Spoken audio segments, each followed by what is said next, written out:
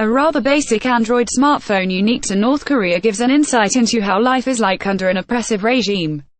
Hackernoon writer Christian Budde Christensen was given a carefully orchestrated visit to North Korea where he got his hands on the Arirang 151 smartphone, which was released in 2016. Given how the free flow of information is one of the things that can topple a brutal socialist regime such as that run by North Korea's supreme leader Kim Jong-un, one would expect that smartphones would be an enemy of the state in North Korea.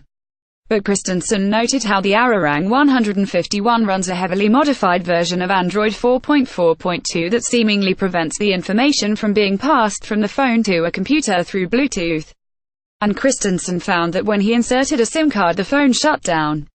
There's also no Wi-Fi on the phone to enable data transfer, and Christensen highlighted how he encountered no Wi-Fi hotspots while on his travels. Eventually, he was able to get data from the phone to a computer via a USB connection but then couldn't put any data on the phone. Essentially, this would indicate that there are safeguards to prevent data from being passed on to foreign devices. Christensen doesn't believe the handset was made in North Korea, despite claims it was. But he does suspect a lot of modifications have been made to the phone within the country. He also observed that while an app locker is pre-installed, it doesn't facilitate any locking beyond a simple lock screen and messages are not encrypted end-to-end. Christensen suggests that this is a means to make North Koreans feel like their smartphones are more secure than they are.